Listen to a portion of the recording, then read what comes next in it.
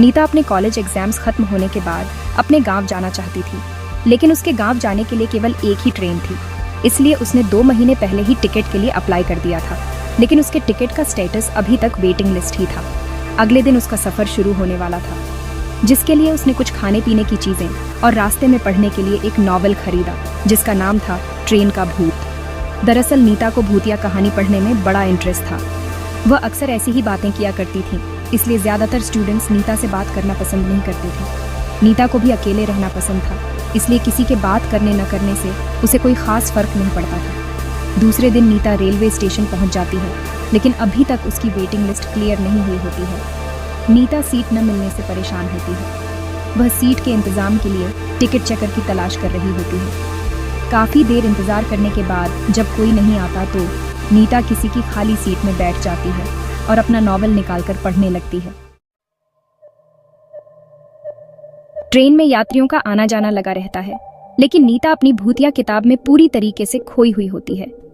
किताब पढ़ते पढ़ते नीता को 2 घंटे गुजर जाते हैं। तभी ट्रेन में टिकट चेकर आता है और वह नीता से उसकी टिकट मांगता है। नीता अपनी टिकट दे देती है, लेकिन नीता का टिकट वेटिंग लिस्ट होता है। ये देखकर टिकट चेकर नीता से कहता है, क्या तुम सारी रात ऐसे ही बैठे बैठे सफ़र करोगे? तभी नीता कहती है, नहीं सर, 20-3 नंबर का बर्थ खाली होने वाला है और सुबह तक उसमें कोई नहीं आएगा। मैं उसी बर्थ में ही सो जाऊंगी। नीता की बात सुनकर टिकट चेकर को ताज्जुब होता है, क्योंकि यह जानकारी तो गुप्त है।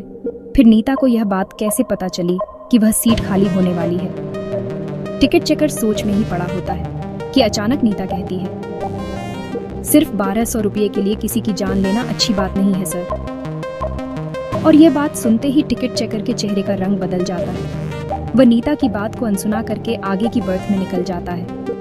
दरअसल नीता जो नॉवल पढ़ रही थी, उसमें भूतों को अपने संपर्क में लाने का मंत्र लिखा हुआ था, जिसे गलती से नीता ने पढ़ लिया था और इसी वजह से नीता के अंदर शैतानी रूह प्रवेश कर चुकी थी। नीता से मिलने के बाद टिकट चेकर बहुत घबरा चुका था। दरअसल 15 दिनों पहले गलती से एक आदमी ट्रेन से गिरकर मर गया था, जिसकी वजह यही टिकट चेकर था, लेकिन ये सिर्फ एक एक्सीडेंट था। टिकट चेकर अपनी सीट पर बैठा ही होता है कि अचानक नीता बगल में आकर बैठ जाती है। नीता का चेहरा पहले से कुछ डरावना लग रहा था। उसके बाल बिखरे हुए थे और आंखों में काजल फैल चुका था। नीता देखने में ऐसी लग रही थी मानो कोई डरावनी चुड़ैल हो। नीता को देखते ही डर के मारे टिकट चेकर बेहोश हो जाता है। कुछ देर बाद जैसे ही टिकट चेकर को होश आता है, तो वह रस्सी के सहारे बाहर लटका हुआ जोर से चिल्ला रहा होता है। उसकी आवाज सुनकर ट्रेन के सभी यात्री इकट्ठा हो जाते हैं, लेकिन नीता के डरावने चेहरे की वजह से किसी की हिम्मत नहीं होती उसे बचाने की। यात्रियों के बीच में एक भिक्षु भी ट्रैवल कर रहे होते हैं। वह बहुत देर से आंख बंद करके अपने ध्यान में बैठे हुए होते हैं, लेकिन यात्रियों की चीख पुकार सुनकर उनका ध्यान भंग हो जाता है और वह गुस्सा हो जाते हैं।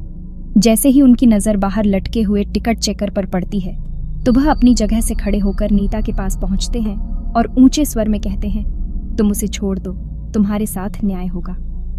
उनके कई बार बोलने पर भी जब नीता ऐसे ही खड़ी रहती है, तो भिक्षु आंख बंद करके खड़े हो जाते हैं और कुछ ही देर में उन्हें पता चलता है कि जब तक नीता के हाथ में यह नॉवल है, तब तक भूतिया साया उसके ऊपर से नहीं हटेगा।